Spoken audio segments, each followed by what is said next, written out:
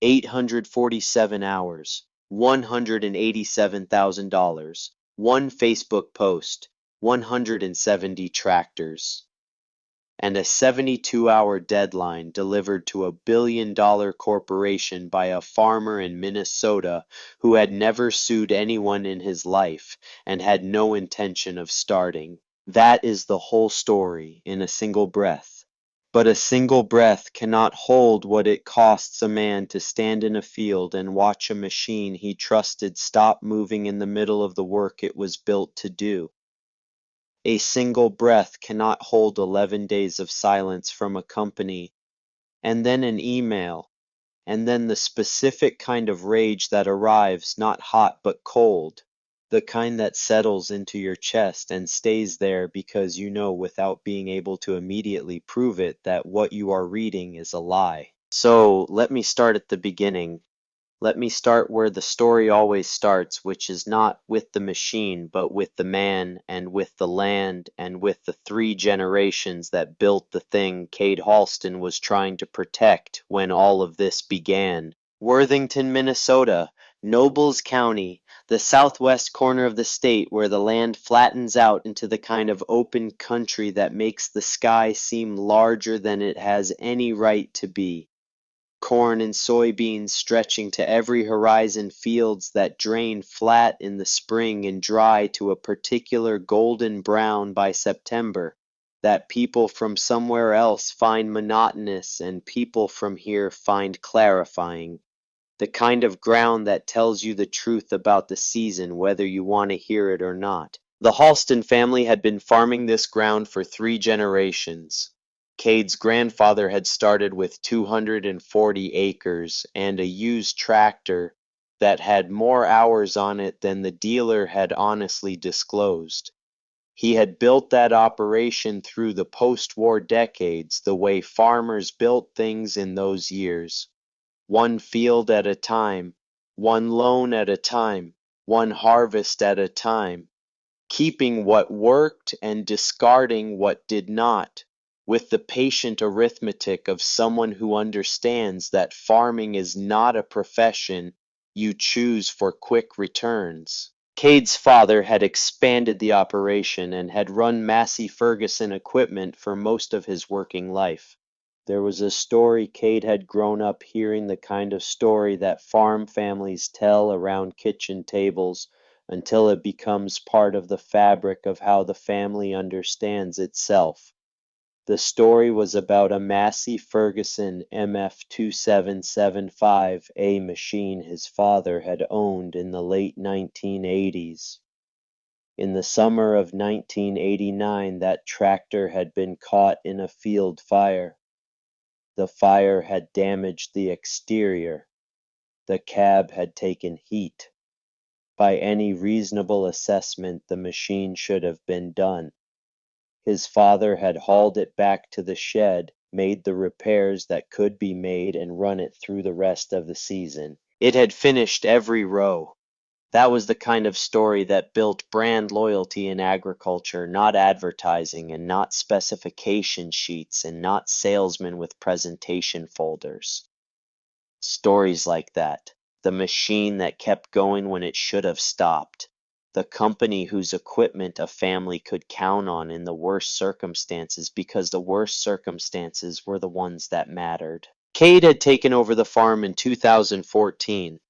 He was in his mid-30s then, with a lineup of aging 7700 series tractors and a balance sheet that his accountant described with the measured language of a man trained to deliver difficult news without causing immediate alarm as manageable.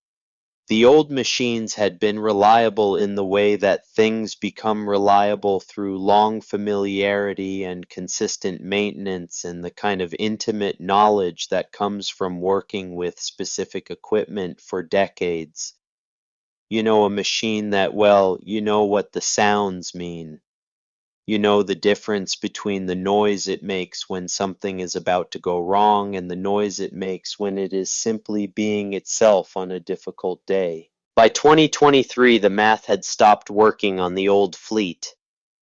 The oldest tractor in the lineup had more than 11,000 hours. The repair bills had been stacking for 2 years. Hydraulic pumps, injectors, gearboxes, the kind of failures that announce themselves without apology in the middle of work that cannot wait.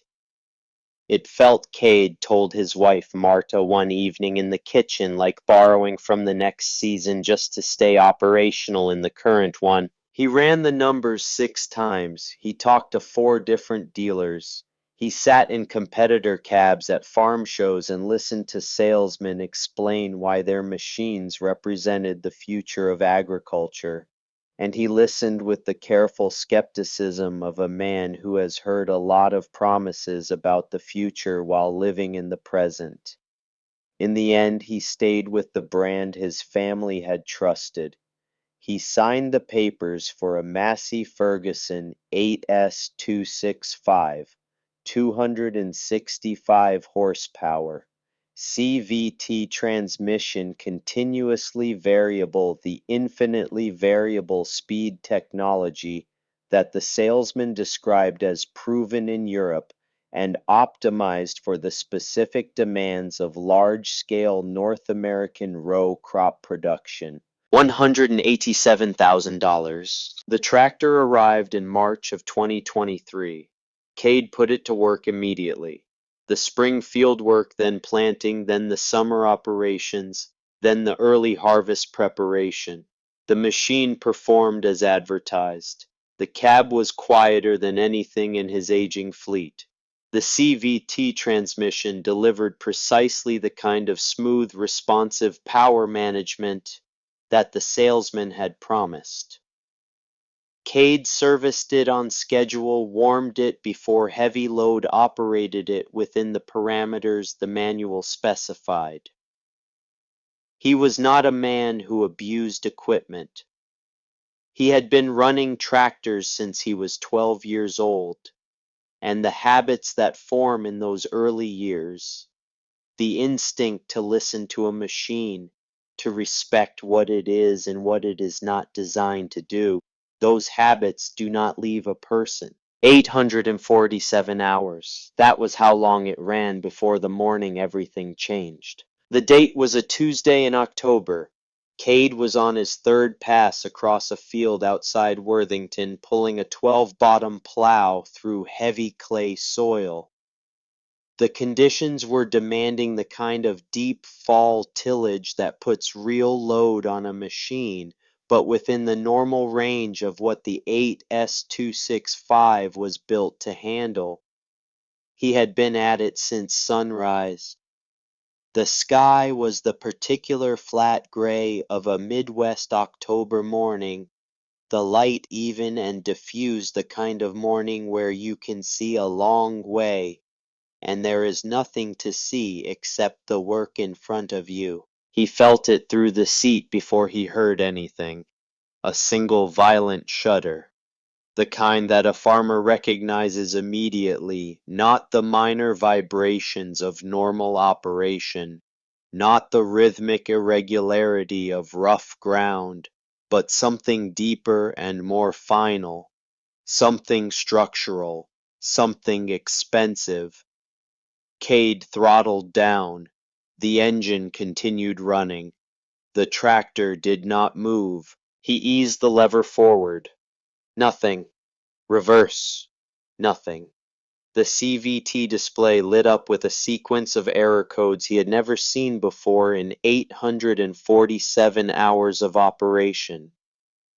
He sat with both hands still on the wheel for a long moment, looking at the codes on the screen, and then at the hood of the machine, and then at the field stretching out in front of him, the unfinished work, the plow still buried in the soil behind him. He climbed down. The tractor stood in the middle of the field, looking exactly as it had looked when it arrived in March. Clean cab. The paint still carrying the particular brightness that new red paint has before weather and use begin their work on it. The dealer tag still zip tied to the rails. Nothing about the machine suggested it had just stopped functioning. But it had, And Cade knew the sound that preceded the feeling he had felt through the seat, and the sound meant the transmission was gone. He stood beside the machine for several minutes before he called anyone. The dealer sent a technician the next morning. His name was Dex Pringle, and he was 26 years old, fresh company jacket, diagnostic laptop under one arm, the particular combination of youth and professional confidence that you encounter in specialized technical fields, where training is recent and the equipment is sophisticated, and the problems have a structured diagnostic pathway. He climbed into the cab, plugged the laptop into the onboard diagnostic port, and began working through the fault codes. Cade stood outside with his arms crossed and watched. 20 minutes passed. Then Dex climbed back down. Transmission is toast, he said. Internal failure. Complete replacement. Cade felt something drop in his chest. What you feel when a machine that cost $187,000 and has 847 hours on it requires a complete transmission replacement is not simply financial anxiety, though the financial anxiety is real and immediate. It is also something less quantifiable, a specific betrayal of the kind that only occurs when something you trusted has failed you in a way that should not have happened. It is under warranty, Cade said. Should be, Dex said. Then he looked at the laptop screen again, and his expression shifted by a fraction in a way that Cade noticed. Corporate will want the data logs first, Dex said. What data logs? The tractor records everything. RPM, load, throttle position, how you operate it. They will review that before approving a claim. Cade looked at the technician for a moment. You are saying they might not cover it. Dex did not answer immediately. He kept his eyes on the screen. I am just saying they look at operator behavior, he said. If they think something was done outside recommended parameters, they can deny the warranty. Cade almost laughed. Not because it was funny, because the alternative response to what he had just heard was something considerably less contained, and he was not that kind of man, and this was not that kind of moment yet. I have been running tractors since I was 12, Cade said. Dex kept typing. I will submit the claim, he said. You will hear something in a few days. Cade did not hear something in a few days. On day 6, he called the dealer himself. They transferred him twice. The service manager was a man named Owen Fitch, who had been in his position for 11 years and who Cade had dealt with over the years as any farmer deals with his primary equipment dealer, not as a friend exactly, but as someone in an ongoing relationship defined by mutual dependence and generally honest dealing. We submitted everything, Owen said. Corporate is reviewing it. Reviewing what Cade said. The transmission failed. It has 847 hours on it. I know. Then what are they reviewing? Owen hesitated. The telematics data, he said. Cade rubbed his forehead. What is there to review? The machine stopped. It did not stop because of how I was driving it. I do not know yet, Owen said. Just give them time. Cade hung up and walked out to the machine shed. The 8S265 sat exactly where the flatbed had left it after the field. Mud still stuck to the tires. The cab still carried faintly the smell of new equipment. He climbed up and sat in the seat for a few minutes without starting anything. The cab screens were dark. The controls were perfectly arranged. The upholstery showed no wear. He had taken care of this machine the way his father had taught him to take care of things that were worth taking care of. Oil changes on schedule. Warming the engine before putting it under heavy load. Operating within the parameters the manual specified. Nothing about this failure made sense to him. 11 days after the breakdown, an email arrived. Cade was standing in the yard when he opened it on his phone. 3 paragraphs. Corporate language dense and precise and designed to communicate a position without acknowledging the human situation behind it. The email said that after reviewing the telematics data associated with his unit, Massey Ferguson had determined that the transmission failure in question resulted from operational practices inconsistent with manufacturer guidelines. The specific language cited sustained high load before adequate warm-up, aggressive throttle application under load, repeated CVT engagement outside optimal parameters. The conclusion was delivered in a single phrase: operator-induced wear. Warranty claim denied. Estimated repair cost $43,200. Cade read the email twice, then a third time. He was standing in the yard with the phone in his hand, and the October sky above him, and the field where the tractor had stopped visible through the gap between the machine shed and the equipment storage building. He read the email again, and the specific emotion that arrived was not immediately anger. It was recognition. The recognition of a man who has just been told something that he knows to be untrue, stated with the full authority of a large organization in language carefully constructed to preempt argument. He called Owen. "This is ridiculous," he said. Owen did not argue. "I did not abuse that machine," Cade said. "I believe you. Then why won't they cover it?" Owen exhaled slowly. "Because the data says otherwise." Cade shook his head even though Owen could not see him. "The data says I used it like a tractor. That is what tractors are for." There was a long silence on the line. Then Owen said something that stopped Cade where he stood. "You are not the first." "What?" Owen's voice had dropped.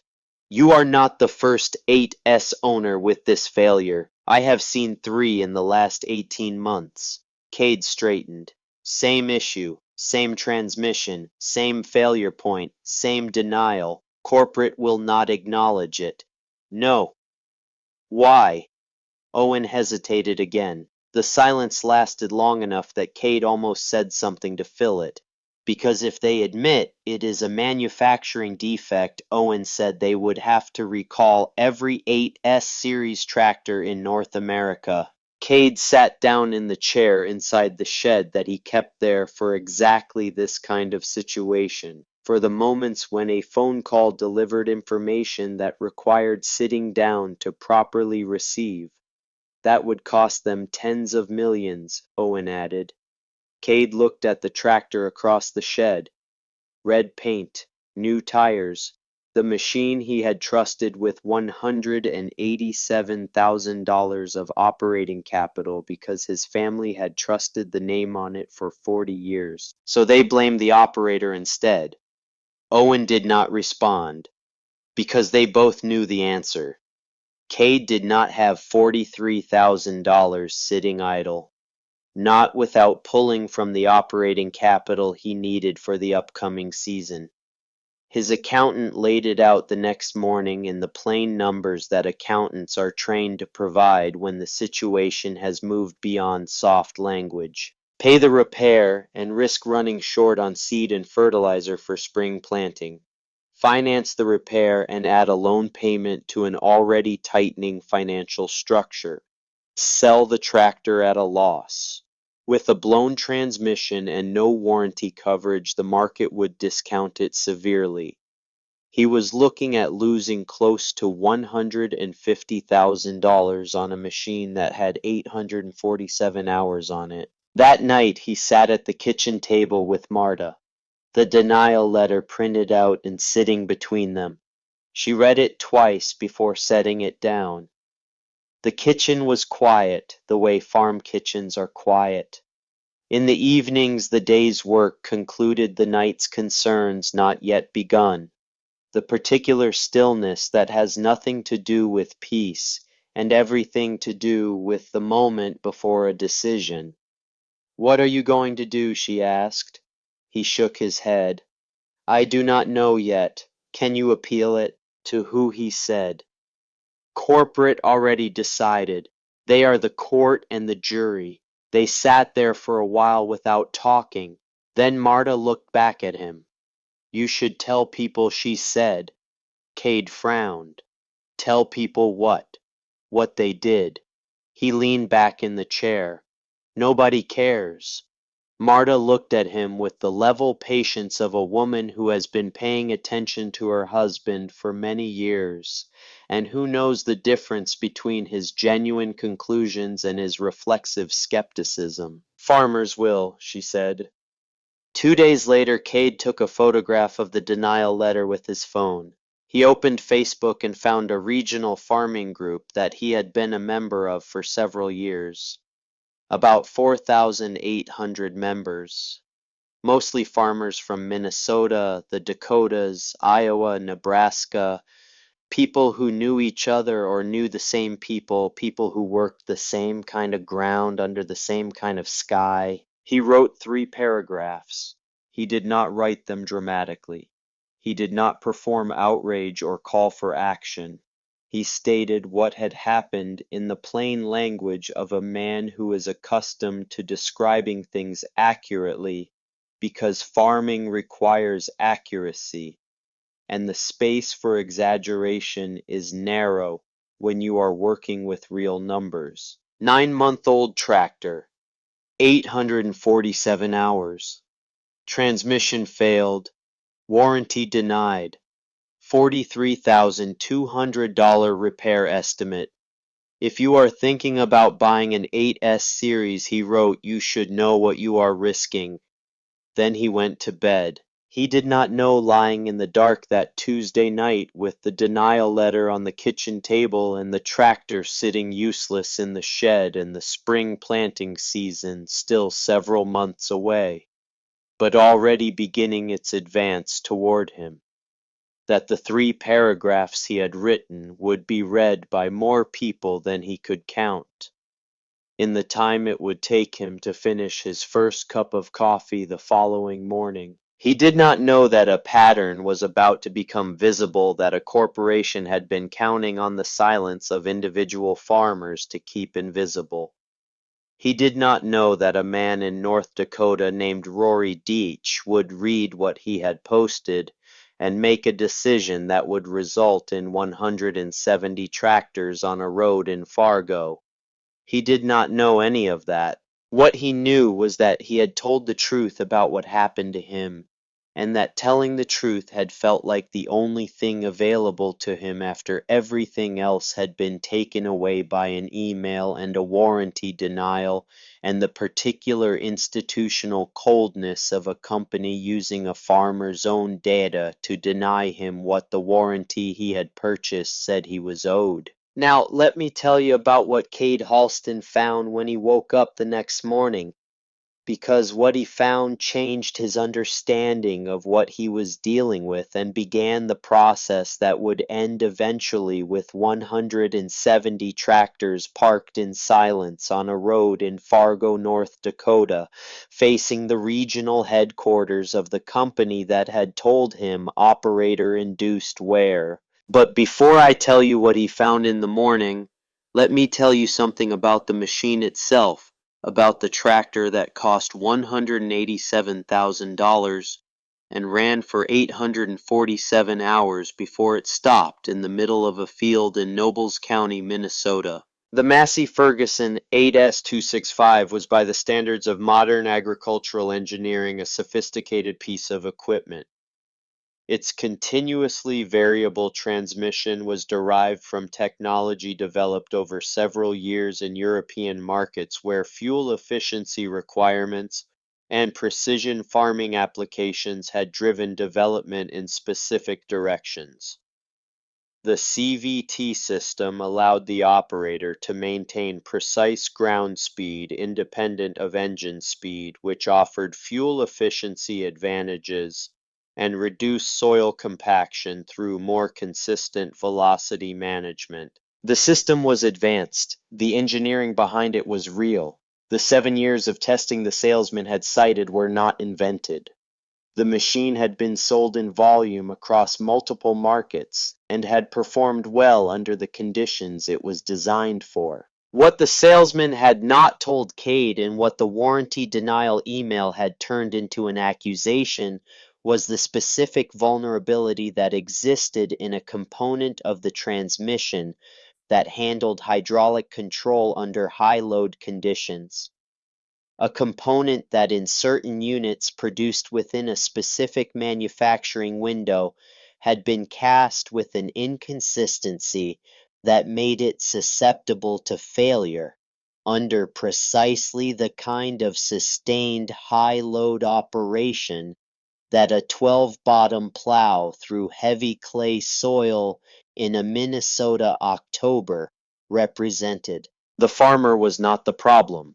The machine was the problem, but the machine was worth $187,000, and there were thousands of them in the field across North America, and the cost of acknowledging what Owen Fitch had quietly told Cade in that phone call that 3 had failed the same way in the same 18-month period, with the same denial applied to each one, would run into tens of millions of dollars if the company acknowledged it publicly. So the telematics data was reviewed, and the telematics data which recorded every parameter of every operational moment in the tractor's 847 hours of use was interpreted through a framework that allowed a finding of operator-induced wear to be produced from the record of a farmer who had done nothing wrong, except trust a machine that was not built as well as it should have been. Cade did not know all of this when he went to bed that Tuesday night. He knew what Owen had told him. He knew that the email was a lie. He knew that $43,200 was the price the company expected him to pay for the failure of their engineering, and that the price was designed to be high enough that most farmers would simply absorb it and move on, because farming does not stop for warranty disputes, and operating capital is finite, and the season does not wait. He lay in the dark and went through the numbers one more time. 187,000 on the tractor, 43,200 to repair a failure that was not his fault. A spring planting season approaching that required every dollar of operating capital he had, a dealer he depended on, a brand his family had trusted for 40 years. He fell asleep eventually. Outside, the Minnesota October night was cold and clear, the kind of night that comes before a freeze, the air sharp and still, the stars visible all the way to the horizon in every direction. The denial letter sat on the kitchen table. The tractor sat in the shed. And somewhere in the country, in the farming communities of Minnesota and North Dakota and Iowa and Nebraska and South Dakota, other farmers were sitting with their own papers and their own numbers and their own quiet anger about the same machine and the same failure and the same language and the same denial letters, each one believing as Cade had believed before. Owen Fitch told him otherwise, that they were alone in what had happened to them. They were not alone. They just did not know it yet. By morning they would start to find out. Cade woke up at 5:15, which was his normal time, and reached for his phone before his feet hit the floor, which was not his normal habit. The Facebook post had been up for 7 hours. 340 comments. He sat on the edge of the bed in the dark and scrolled. The first comments were what he expected other farmers asking the same questions he had asked. What model exactly? How many hours? Was the dealer helping? A few people who offered that machines sometimes just failed, and that bad luck happened to everyone, and that was the nature of complex equipment. But then the other comments started appearing. the ones that changed the shape of what he was reading. A farmer from Iowa wrote that the same thing had happened to his neighbor the previous fall. Different machine, he said, but same transmission, same denial, same language about operator behavior. A farmer from North Dakota wrote that corporate had denied his claim too on a different model, but that the process had felt identical and that he had eventually just paid because the season would not wait for him to fight it. A third comment from a farmer in South Dakota he had never heard of said simply same excuse, different farm, and moved on. Cade scrolled. The sun was not yet up. The house was completely quiet around him. Marta was still asleep. Outside the window, the October sky was beginning to lighten along the eastern edge, the kind of gradual illumination that happens so slowly you cannot see it move, but when you look away and look back, the darkness has retreated another degree. He kept scrolling. Around comment 60, a man named Derek Wasman from South Dakota wrote something that Cade read twice. Independent shop here, Derek wrote. I have rebuilt 4 of those transmissions in the last 12 months. Same failure point every single time. I keep expecting it to stop happening. It does not stop happening. Cade sat with that for a moment. Then he kept reading. Around comment 90, a man who identified himself as working in parts distribution for a regional supplier wrote that his location had been ordering the same replacement valve body for the CVT assembly at a rate significantly higher than anything they had seen in previous years. More than usual was the phrase he used. Considerably more than usual. Around comment 120 a third comment appeared, shorter than the others. It came from someone whose profile showed a farm in western Minnesota, a man Cade did not recognize. The comment said, there is a casting defect in some of the valve bodies. Massey knows about it. Cade stopped scrolling. He read that sentence several times. He looked at the name attached to it.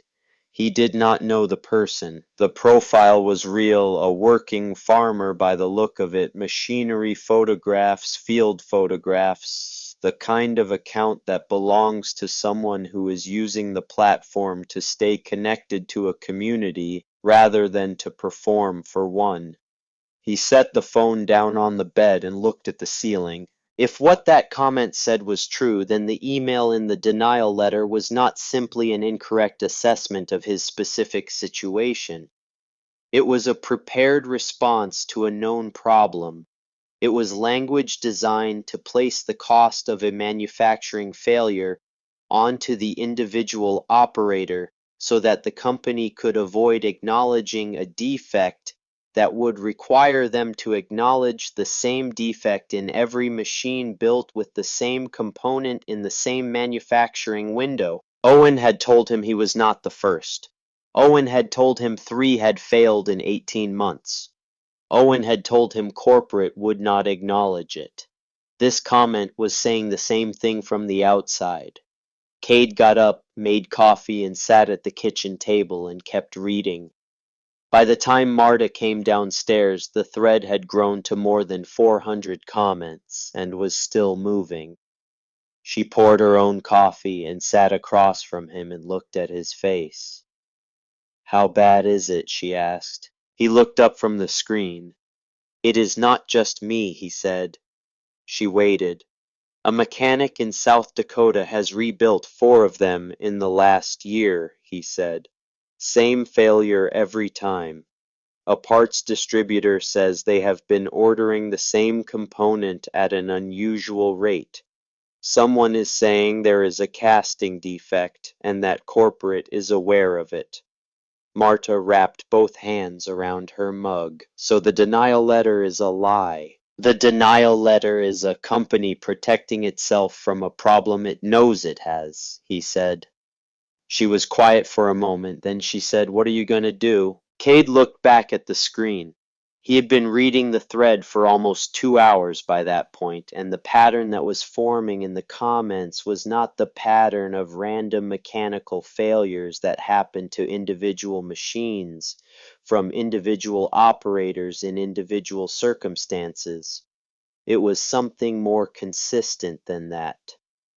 Same machine, same failure point, same language in the denial, same reasoning applied to dozens of different farms operated by dozens of different farmers, each of whom had been told in the same careful corporate phrasing that what had happened to their equipment was their own fault. He did not answer Marta's question immediately, because the honest answer was that he did not know yet what he was going to do, but that the thing that had happened to him was larger than he had understood when he wrote 3 paragraphs and posted a photograph of a denial letter. He kept reading. One comment appeared in the thread that afternoon that Cade printed out and looked at several times. It came from a woman named Sandra Cowles, a farmer in central Iowa. Her comment was brief. She had experienced a similar failure, she wrote. She had paid for the repair herself, $47,000 out of pocket. She had done it because spring planting does not wait for corporate appeals. He read that sentence again. Spring planting does not wait for corporate appeals. There was no anger in the sentence. There was something harder than anger. The calm statement of a person who had made a calculation and accepted the outcome and had not stopped farming because the season required what the season required regardless of what a company had done to them. She had paid $47,000 because the alternative was losing the season, and losing the season was not something a farm operation could absorb. Cade thought about that for a while. He thought about how that calculation worked in the favor of a corporation. The urgency of agricultural seasons created a form of leverage that existed nowhere else in the same way. A homeowner whose appliance failed under warranty could wait for the legal process to work its way through without their house becoming unable to function. A farmer whose tractor failed in October with spring planting coming in 4 months could not. The machine had to be fixed or replaced, or the season would happen without it, and the season was the income, and the income was the operation, and the operation was everything 3 generations of a family had built on a specific piece of ground. The company had designed the denial process, whether consciously or as a function of institutional optimization, around that urgency. Deny the claim. Make the process of challenging the denial time-consuming and uncertain. Let the season create its own pressure. Most operators would absorb the cost because the alternative was worse. Sandra Cowles had absorbed the cost, $47,000. And Cade sat with the particular anger of a man who has understood a mechanism that has been operating on him and on people like him without their full awareness of how it worked. Late that afternoon, he screenshotted several of the comments, including Derek Wasman's account of 4 rebuilt transmissions and the comment about the casting defect, and sent them to Owen. Owen called him 20 minutes later. His voice had a different quality than it had in their previous conversations. Something careful in it. Something that was measuring words before releasing them. "Jake," he said, using the wrong name for a half-second before correcting himself. "Cade. You need to be careful." Careful about what? Corporate is watching that thread. They have people who monitor social media activity related to the brand. Cade leaned back in his chair. So they know what people are saying. They know Owen said, and if you push this too hard, it could make things more difficult for you. More difficult than a $43,000 repair bill I do not owe. Owen was quiet for a moment. They could flag your account. Dealers rely on corporate support. If you become what they categorize as a problem customer, things can get complicated with service and parts availability. Cade frowned. You are saying they could essentially blacklist me with the dealer network. I have seen it happen. He looked down at the phone in his hand. All I did was tell the truth about what happened to me. I know, Owen said. After a pause, he added, the thread is still growing. Cade, I have to say this carefully, but what you are describing, the pattern in those comments, it is not something I can officially confirm. But it is also not something I can tell you is wrong. What I am telling you is to be careful about how far you push this publicly. Cade thanked him and ended the call. He sat for a while looking at the thread on his laptop, which was still accumulating comments at a steady pace. He was thinking about what Owen had just told him. Not the warning exactly, but the thing underneath the warning. The fact that Owen had called to deliver it at all. A service manager who had no obligation to make that call had made it anyway. That meant Owen was telling him something in the only way he could tell it without creating problems for himself. The thread was bothering someone. That evening Cade stood in the machine shed for a long time. He had come out ostensibly to check on some equipment maintenance, the kind of routine task that gives a person's hands something to do, while the mind works on something harder. But after he finished what he had come to do, he did not go back to the house. He stood near the 8S265 in the half-dark of the shed with the October cold coming in through the door he had left open. Marta had gone to bed an hour earlier. The house lights were on across the yard. He could see the kitchen window from where he stood. He had been running the numbers again. Not the repair costs specifically, he had already run those enough times to have them memorized, but the larger numbers, the structural ones. The ones that described what happened to an operation the size of his if the primary equipment dealer in the region stopped supporting him, if parts became slow or unavailable, if service appointments got deprioritized, if the relationship that he depended on for the logistical functioning of 1,840 acres became adversarial. That was not a small risk. That was the kind of risk that could damage a farming operation in ways that took years to recover from, not through any single catastrophic event, but through the accumulation of small frictions that compound across seasons. Equipment that does not get serviced on time, parts that arrive late and cause delays, a dealer who is technically fulfilling his obligations but doing so at the minimum pace that those obligations require. The company had leverage on him that went beyond the $43,000 repair bill. They had leverage through the relationship he depended on to keep running, and the warning Owen had delivered gently in a phone call made out of something that was probably conscience was a description of that leverage in practical terms. He stood in the shed and looked at the tractor and thought about his grandfather building this operation with 240 acres and a used machine that the dealer had not been fully honest about. He thought about the story of the MF2775 that had survived the field fire and finished the season.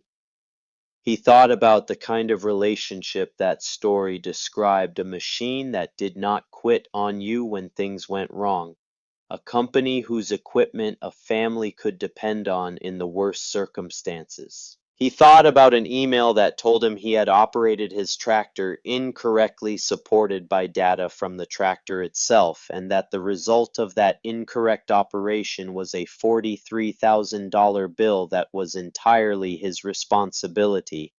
He stood in the shed for a long time.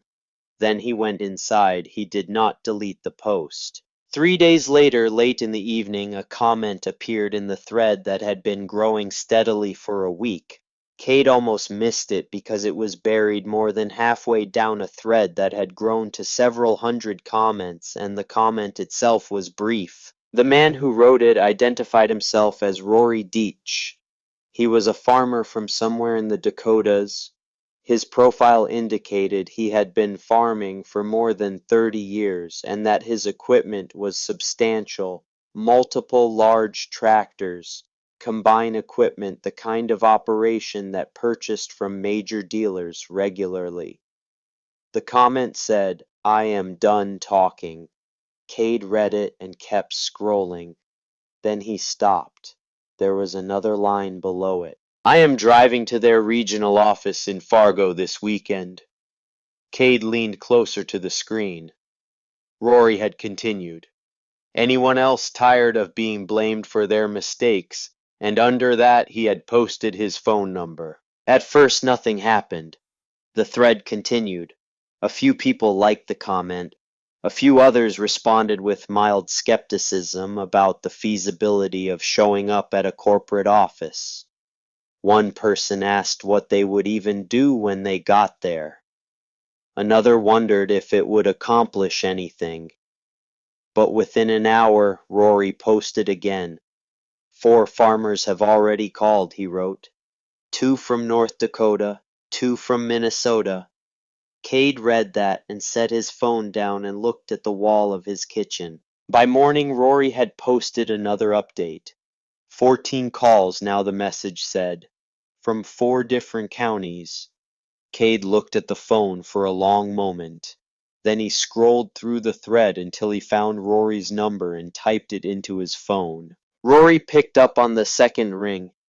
He had a direct, unhurried way of speaking that Cade associated with people who had been operating large equipment in large landscapes for a long time, people who had reduced speech to its functional minimum, because farming did not reward unnecessary elaboration. They talked for about 20 minutes. Rory explained that he had experienced a similar transmission failure in an 8S series machine, that the warranty had been denied, that he had paid for the repair under time pressure from the season, and had been angry about it since, and had been waiting for an occasion to do something with that anger that was more productive than talking about it. What he was proposing was simple: drive tractors to the regional headquarters in Fargo, not to make noise, not to create a scene, simply to be present in a way that was visible and that communicated through the most concrete possible demonstration that the people who bought these machines and depended on them, and whose livelihoods turned on whether those machines functioned as warranted, were real people who represented real money and real consequences for a company that had decided their data could be used against them. Cade asked him what he expected to happen. "I expect them to come outside eventually," Rory said. "They will have to. And then we tell them what we want," Rory said, "in front of whoever is watching." By the end of that day, 42 people had called or messaged. By the following morning, the number had reached 90. By Friday, 170 tractors had been confirmed. Farmers from Minnesota, North Dakota, South Dakota, Iowa. Some had experienced failures themselves. Some had come because they had heard the story and recognized it and understood that the issue was not specific to one machine or one farm or one warranty denial, but was structural and systematic, and was the kind of thing that required a response at a scale that made it impossible to manage with individual phone calls and individual denial letters. The plan was set. Saturday morning, Massey Ferguson North American Regional Office in Fargo, North Dakota. Cade sat at his kitchen table on Friday evening and looked at the thread, which had now grown beyond anything he had imagined, when he typed 3 paragraphs and took a photograph of a letter. He had not organized this. He had not asked anyone to do anything except be aware of what had happened to him.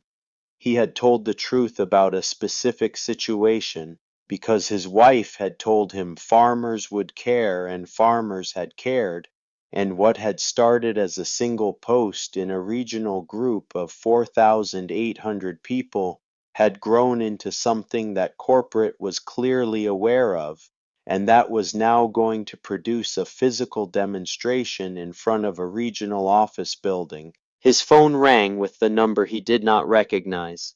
He looked at it, then he answered.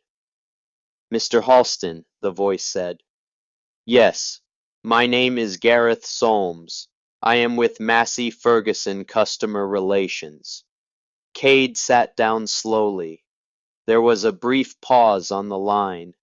I am calling regarding your recent social media activity, Gareth said. Cade did not respond. We have reviewed your warranty claim again, Gareth continued. We would like to offer a resolution. What kind of resolution? We are prepared to cover 50% of the repair cost. Cade waited. There was more. In return, Gareth continued, we would ask that you remove your social media post and sign a non-disclosure agreement.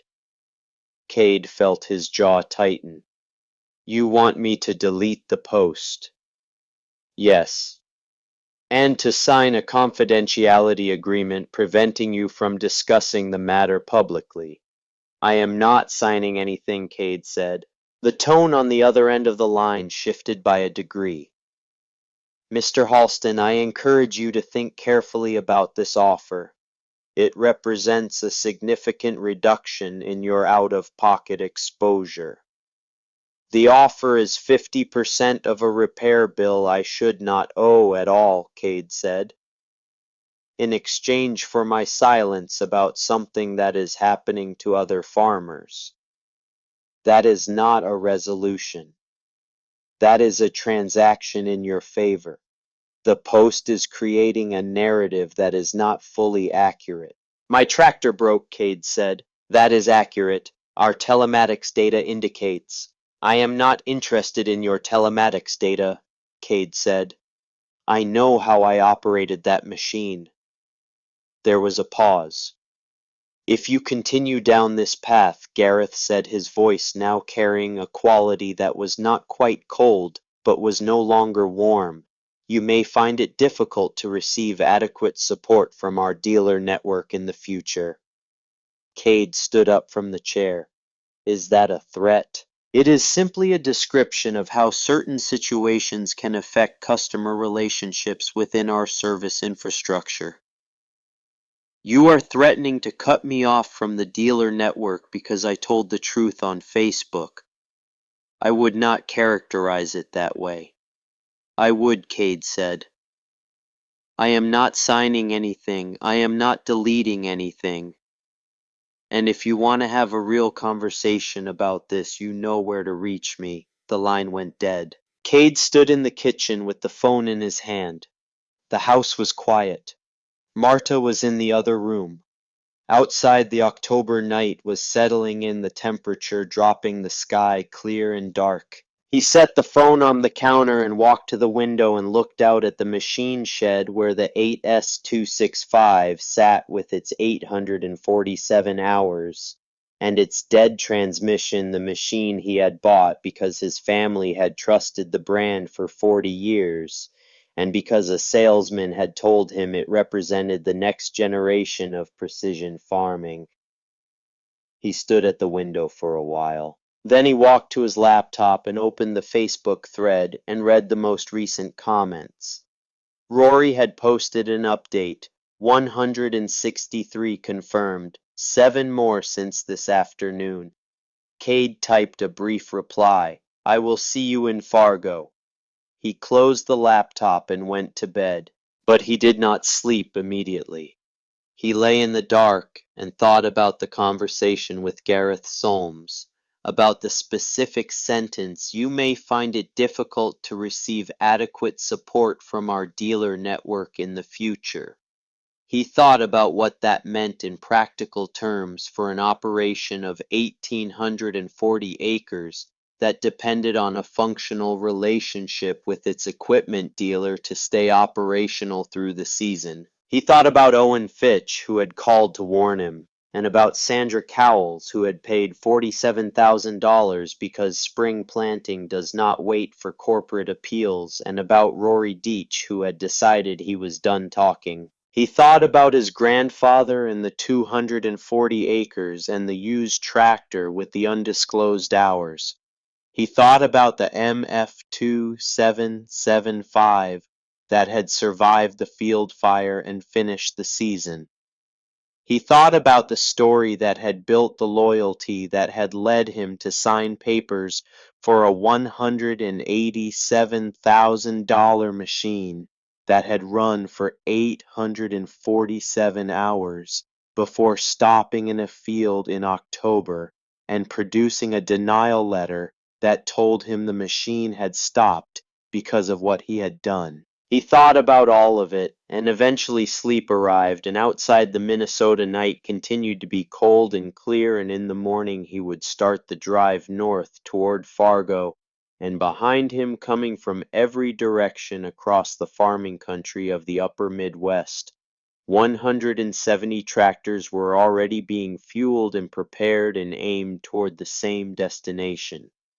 The company had been counting on something. They had been counting on the silence that individual loss produces, on the isolation of single farms and single warranty denials and single farmers who each believed they were alone in what had happened to them, on the urgency of the season which was always coming, which always created pressure that made fighting the right fight less important than surviving the next one. They had been counting on the math working the way the math usually worked, where the cost of resistance exceeds the cost of acceptance, and individuals absorb what corporations distribute. What they had not counted on was 3 paragraphs and a photograph of a denial letter posted in a regional farming group by a man in Worthington, Minnesota, who had simply decided to tell the truth about what had happened to him. Saturday was coming, and the tractors were already moving. The drive from Worthington to Fargo is about 220 miles, mostly straight, mostly flat, the kind of drive that gives a person time to think or time to stop thinking depending on what they need. Cade left before sunrise on Saturday. He did not take a tractor. He drove his truck because the point was not to add one more machine to the number that would be there, but to be present, to stand beside whatever was going to happen, and to see it through whatever form it took. He had not started this. He had written 3 paragraphs and posted a photograph, and Rory Deitch had made a phone call, and 170 farmers had made their own decisions, and he was not responsible for the sum of those decisions. But his name was attached to it, and the company knew his name was attached to it, and being absent from what happened next would have been a kind of dishonesty that he was not capable of. He drove north through the October dark. The fields on either side of the highway were harvested and empty. The soil turned or not yet turned, the landscape reduced to its essential geometry, the flat ground and the flat sky and the grain bins catching the first light along the horizon as the sun began its slow arrival. He thought about the conversation with Gareth Solms. He thought about the phrase adequate support from our dealer network in the future and the specific quality of the voice that had delivered it, the practiced calm of a person who has been trained to say threatening things in language that sounds like operational description. He thought about what it would mean in practical terms if that threat were carried out, if the dealer who serviced the equipment on which his entire operation depended became less cooperative, less responsive, slower to parts and service in the 100 small ways that a relationship can be degraded without any single act being easy to point to as the cause. He thought about Sandra Cowles and her $47,000. He thought about Rory Deitch, whom he had never met in person and would meet for the first time in a few hours. He thought about Owen Fitch, who had called to warn him and who would probably not be in Fargo, and who had done what he could do within the constraints of his position, which was to tell a farmer the truth in private while being unable to say it in public. He drove. The October light came up slowly on his left side. By the time he crossed into North Dakota, the sky was fully light and the temperature on the truck's display read 29 degrees, and there was a thin coat of frost on the harvested fields that would be gone by mid-morning. He reached Fargo before 8 o'clock. The Massey Ferguson North American Regional Office sat on a commercial street in the southern part of the city, the kind of building that belongs to the middle tier of corporate infrastructure. Not a headquarters with architectural ambition, but a substantial building with a parking lot and a company sign, and the general look of a place where regional decisions get made and regional problems get managed. The kind of building that assumes its authority from the organization it represents rather than from anything inherent in its own structure. The tractors were already there.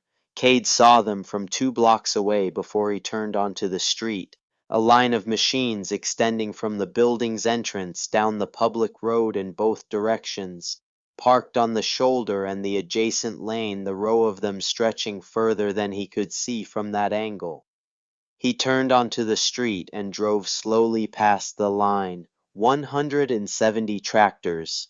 He said the number to himself once quietly in the truck. He had known the number because Rory had been posting updates. But knowing a number and seeing what it looks like in physical space are different things. 170 tractors is a quantity that does not exist in the imagination in the same way it exists on a road. The machines were every size and age, from relatively new to machines that had been running for decades, from operations of every scale. They were mostly Massey Ferguson equipment, though not entirely. Some farmers had brought whatever was in the yard because the point was not brand loyalty, the point was presence. They were parked in silence, no engines running, no horns, no amplified sound of any kind.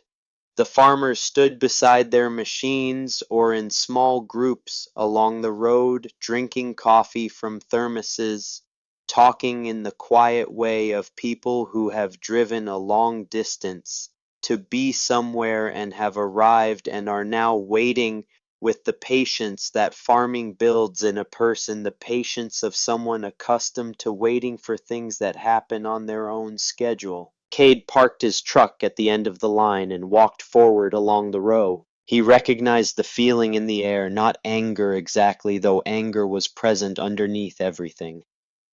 What was more prominent than anger was a kind of serious collective intent, the specific gravity of people who have made a deliberate decision to be somewhere and who understand why they made it. These were not protesters in the conventional sense of people who had organized around an abstract cause. They were people who had experienced a specific injury and had driven to the place where the people responsible for that injury worked, and they had brought their machines, and they were standing quietly beside them, and the silence of the machines was a statement that required no translation. Rory Deitch was standing about a third of the way down the line beside a large late-model tractor that had clearly been driven some distance to get here. He was a broad-shouldered man in his early 60s with the particular physical quality of someone who has been doing heavy work outdoors for most of his life. Not a dramatic presence, simply solid, the kind of person who takes up exactly the space he occupies without apology or expansion. Cade introduced himself. They shook hands. "You made it," Rory said. "I made it," Cade said. They stood together and looked at the building. The front entrance was visible from where they stood. No one had come out yet. Sandra Cowles appeared from the direction of a pickup truck parked further down the line. She was holding a clipboard. She walked with the efficient purposefulness of a person who has organized things before and knows what organizing requires. She introduced herself to Cade directly. She had the quality that her single comment in the thread had suggested, a directness without performance, a person who was here because the situation required her to be here and who was not interested in making it into something it was not. 23 confirmed failures on this list, she said, showing him the clipboard. But that is only the people we have direct contact with. The actual number is higher. Cade looked at the list. Each name represented a person who had received the same kind of denial letter he had received. Each name represented a farm operation that had absorbed or was trying to absorb the cost of a machine failure that should have been covered by the warranty they had purchased. He thought about what Gareth Solms had offered him. 50% in exchange for silence. 50% of $43,000 was $21,500. That was the price the company had calculated for the silence of one farmer. Multiply it by the number of names on Sandra's list, and that was still less than the cost of acknowledging what the problem actually was, which was why the offer existed at all.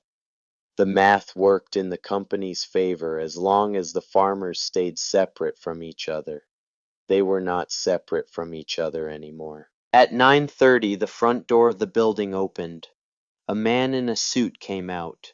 Mid-40s, the kind of professional appearance that belonged to a person whose work happened in offices and conference rooms rather than fields. He stood near the entrance and looked at the line of tractors and the farmers standing beside them with an expression that Cade read as someone assessing a situation they had been briefed on, but that had not fully resolved into reality until this moment. Rory walked toward him. "We would like to speak with someone about warranty denials," Rory said. His voice was even and direct. The man looked at him. "This is private property," he said. Rory pointed at the road. "We are on the public street." The man looked at the row of machines extending down the road. His expression did not change significantly, but something in his posture indicated that he was aware of the camera from the news van that had appeared at the end of the street 20 minutes ago. "Your vehicles are creating a traffic obstruction," he said. "We are prepared to move when you are ready to talk," Rory said. The man looked at Rory for a moment. Then he turned and walked back inside without another word. A few farmers made quiet sounds that were not quite laughter. 15 minutes later, 2 police cruisers arrived. The officers were unhurried. They parked and got out and walked along the line talking to individual farmers, asking questions with the professional courtesy of people whose job is to understand a situation before doing anything about it. An officer approached Cade. "You Halston?" he asked. Cade said yes. "Mind if I ask what this is about?" Cade pointed at the tractors. "Warranty denials. Farmers who purchased equipment that failed and were told it was their fault." The officer wrote something in his notebook. "How many tractors here?" Cade said the number. The officer raised an eyebrow once slightly, then kept writing. No one was asked to leave. No tickets were written. The officers walked the full length of the line, spoke with perhaps a dozen people, and then went back to their cruisers and sat and watched. They stayed for the rest of the morning. They did not intervene with anything. The news van from a Fargo station had parked at the end of the street, and the reporter and cameraman were filming the row of machines, and then walking along it, stopping to speak with individual farmers. The camera recorded the faces and the machines and the quiet persistence of people standing beside equipment in the October cold. The reporter found Rory first. She held a microphone and asked him what they wanted the company to do. Rory did not hesitate. Acknowledge the defect, he said. Honor the warranties. Stop telling farmers they broke their own equipment. The reporter turned to Cade. You started this with a Facebook post, she said. Did you expect it to go this far? Cade shook his head immediately. No. Do you regret posting it? He looked down the line of tractors before answering. He took a moment to look at the full length of what was there, the machines and the people beside them, the farmers from every direction who had driven hours to stand on a road in Fargo in October, because a post about a warranty denial had told them they were not alone in something they had each believed was their problem alone. I just wanted my tractor fixed, he said. The camera stayed on him for a few seconds. Even if it damages your relationship with the company, the reporter said. Cade thought about that honestly for a moment. That relationship was already damaged, he said, on the day they sent me an email telling me I had broken my own machine. The crew moved down the road and continued filming. By noon, the story had been posted online by the Fargo station, and the clip was already moving through agricultural news sites and farming forums and the social media feeds of people in the farming community who shared information among each other with the efficiency of a network built on mutual interest. Cade stayed until mid-afternoon. The corporate building remained quiet. No one else came outside. The lights were on in the upper floors, and Cade occasionally saw movement near the windows that might have been people watching the road. He did not know what was happening inside and had no way to know, but the phones were ringing in there, he was certain of that. The farmers who had driven through the night began to leave in the early afternoon, heading back to their farms, their days in Fargo complete. The line shortened gradually as the afternoon went on. By 3 o'clock, fewer than 30 machines remained. Cade said goodbye to Rory. They shook hands again. You hear anything? Call me, Rory said. Cade drove south through the afternoon. He did not hear anything on Saturday. He did not hear anything on Sunday. He woke Monday morning before 5 and checked his phone, and there was nothing. He made coffee and stood in the kitchen and looked out at the machine shed and thought about the 72-hour window he had mentioned to Niels Veerkamp, which he had not yet spoken to because Niels Veerkamp had not yet called. He was starting to wonder if Niels Veerkamp was going to call. At 9:15 on Monday morning, his phone rang. The caller identified himself as Niels Veerkamp, Senior Vice President, North American Operations, Massey Ferguson. Cade sat down at the kitchen table. There was a brief silence on the line that was not accidental. It was the kind of silence that precedes a prepared statement, a moment of organization before the organization's position is delivered.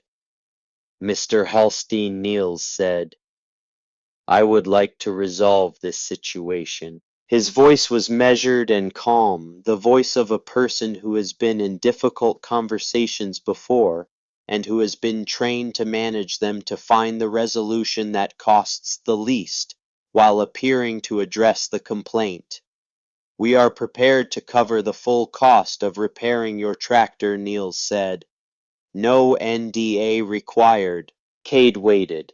He had expected this call, and he had thought about what it would mean when it came and what he would say, and the fact that the offer came without an NDA was significant. It meant the Friday call from Gareth had not produced what it was designed to produce, and the company had recalibrated. We will also review the other cases that have been brought to our attention, Niels added.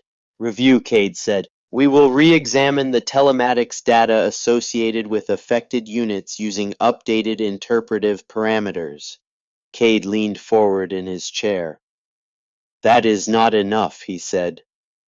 There was a pause on the line, a brief one but genuine, the pause of someone who had prepared for this conversation and had not prepared for that response. Excuse me, Niels said. Covering my repair and reviewing other cases through a process you control is not a solution, Cade said. His voice was level. He had thought about this enough times in the previous 2 weeks that the words came without effort. It is the appearance of a solution while preserving the conditions that created the problem. I am not sure I follow your concern. You need to issue a service bulletin, Cade said. A public acknowledgement that there is a manufacturing inconsistency in certain units. You need to offer inspections and replacements for affected machines. And you need to compensate the farmers who have already paid for repairs that your warranty should have covered. The silence that followed was longer. That would represent a significant financial commitment, Niels said. Then you should not have built a faulty transmission, Cade said. He let that sit on the line for a moment. You have 72 hours, he said. After that, this goes national. I have been in contact with agricultural journalists in 3 states and with an attorney who specializes in agricultural equipment warranty law. I will give you 72 hours to issue a public statement acknowledging the defect and committing to the remedies I described.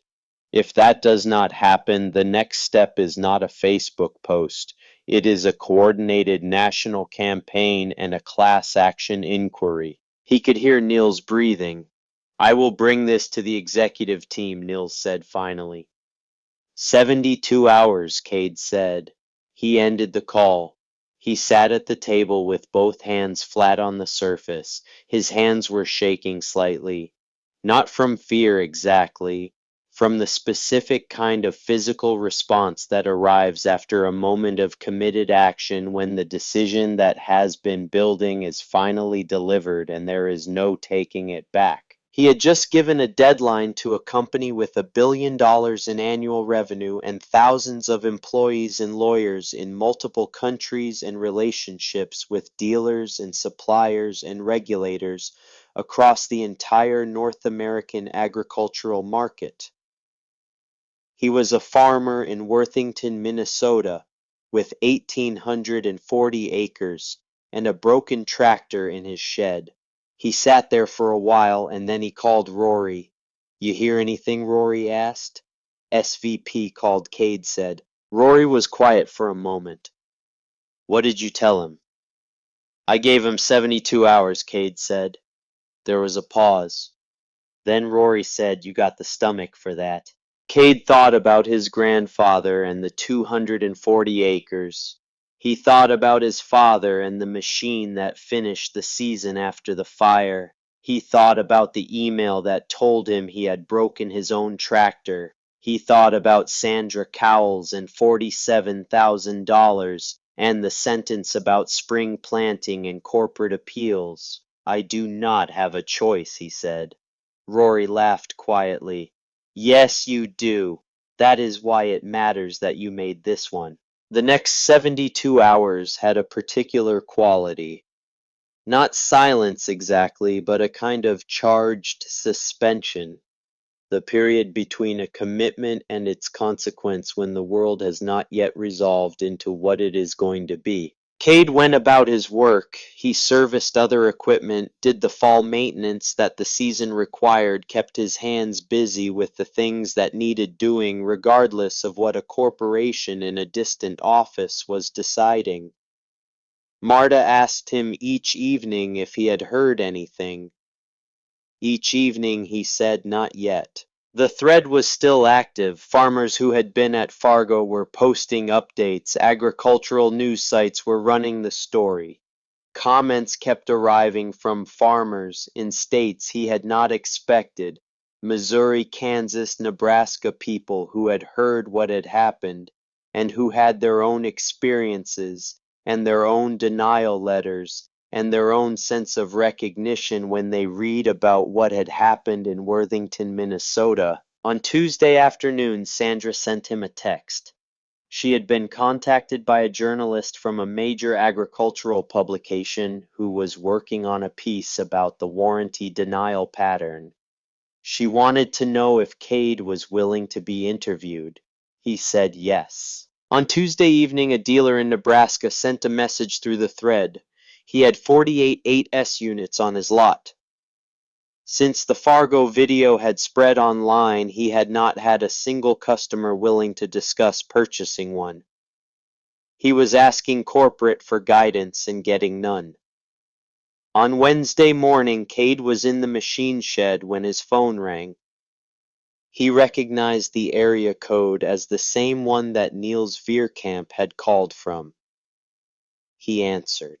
The voice was different, a woman. She identified herself as part of the corporate communications team. She asked if he had a moment to receive some information. He said yes.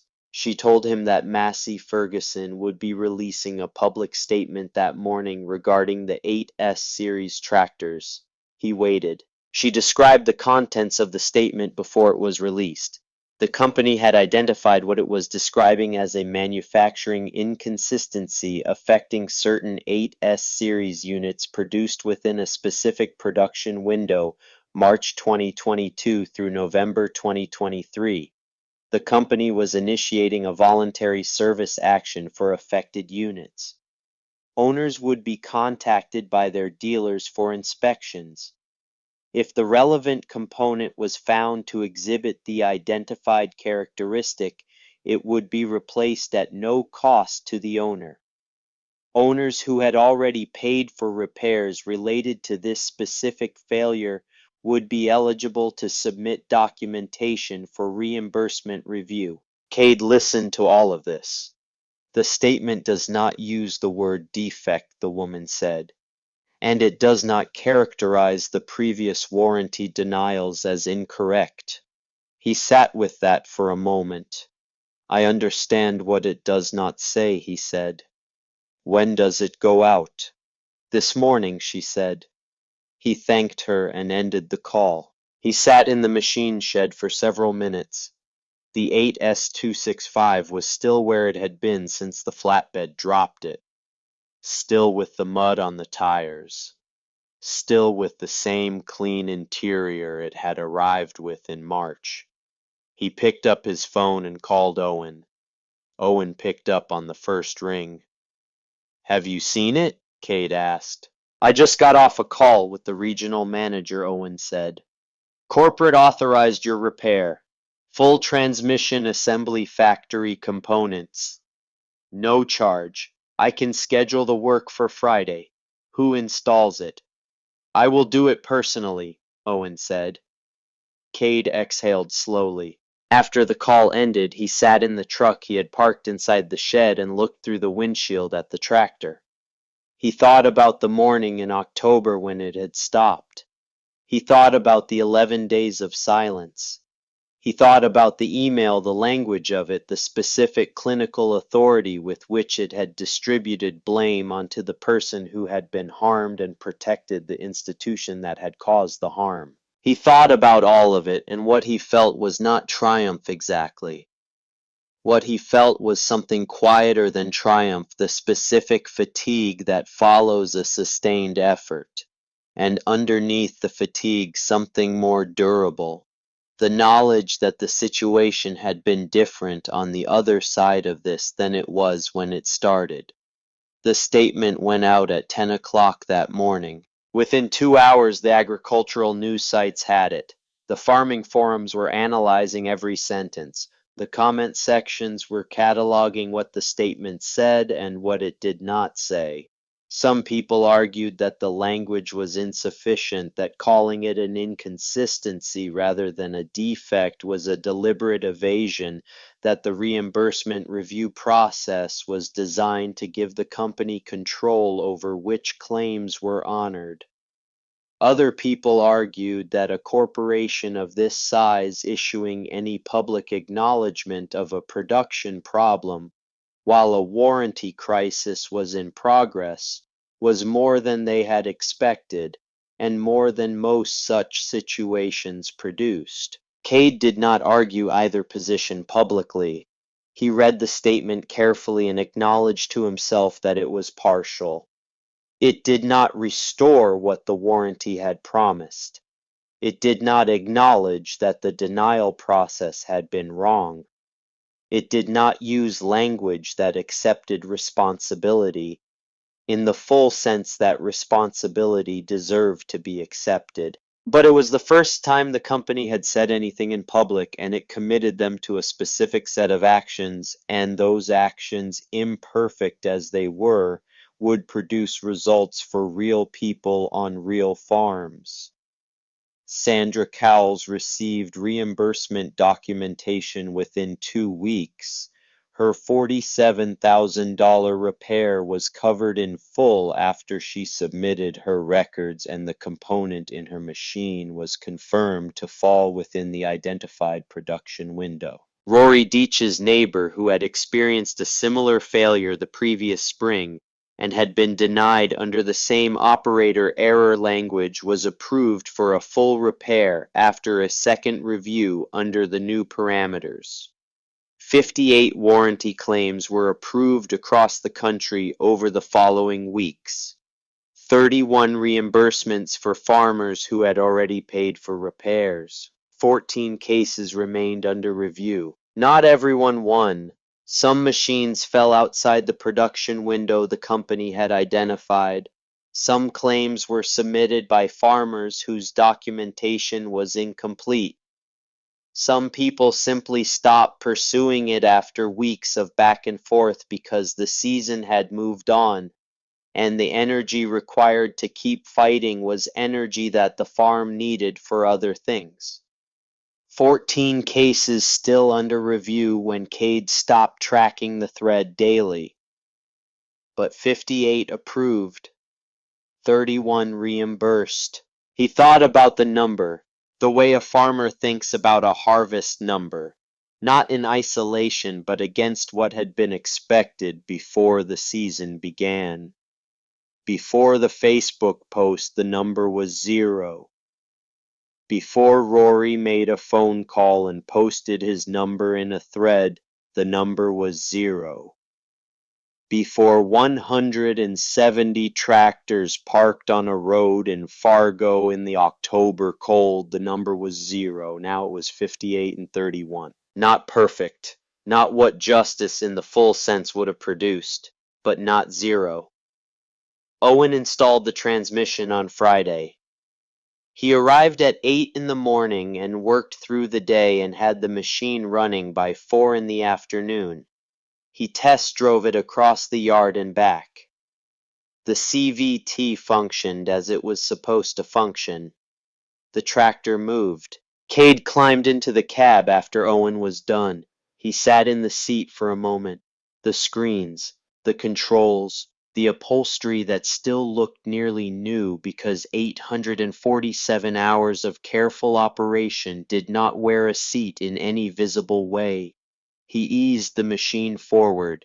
It moved without hesitation. He drove it out of the shed and across the yard and down the farm lane and into the field where it had last been used, the field outside Worthington, where the 12-bottom plow was still waiting. He hooked up the plow. He eased the throttle forward and felt the machine settle into the load. The CVT responded the way the salesman had promised it would respond. Smooth, responsive, the power delivered evenly and continuously without the surge and hesitation of a conventional geared transmission under load. The field accepted the plow. The work resumed. He made one pass and then another and then a third, the machine running well in the October field, the sky, the same flat gray. It had been on the morning everything had gone wrong, and he let the work be what it was, which was the work.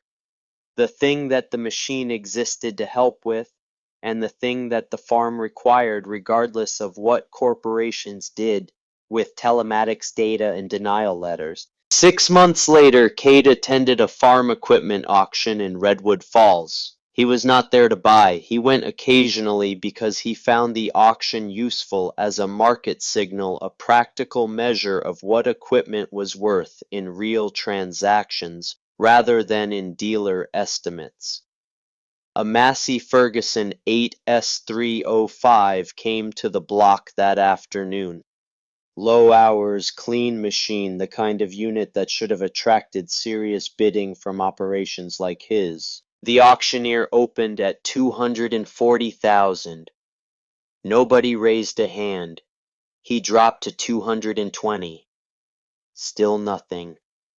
A hesitation ran through the crowd of buyers. Not the hesitation of people evaluating price against value, but the hesitation of people who had already evaluated and had reached a conclusion.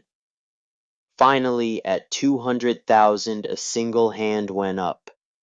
Another bid came at 202,000. The machine sold at $198,000, roughly $80,000 below book value. The auction block had heard the story, not from a press release and not from a corporate communication. From farmers talking to farmers the way farmers have always shared information directly through the channels of a community that depends on knowing what equipment does under real conditions. The buyer walked up to claim the machine. He looked young, early 30s, maybe the kind of young that still carries some of the forward momentum of someone who has not yet encountered the full weight of the decisions that accumulate in a farming life. He noticed Cade watching him. "You think I made a mistake?" the buyer asked. Cade looked at the tractor for a moment. The same red paint, the same badge on the hood, the same model that had cost him months of his life and nearly $43,000, and a relationship with a brand that 3 generations of his family had trusted. "Just keep the paperwork," Cade said. "All of it. Every receipt, every service record, every communication with the dealer. Keep everything." The man nodded. "And do not trust corporate to do the right thing," Cade said, "unless you make them."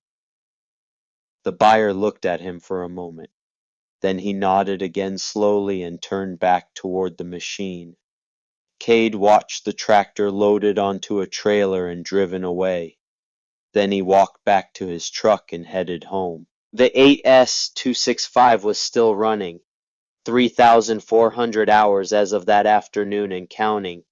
The transmission that had replaced the failed one showed no sign of the problem that had produced 847 hours of useful work, and then 11 days of silence, and then an email that had told him the failure was his. He serviced the machine on the same schedule he had always used.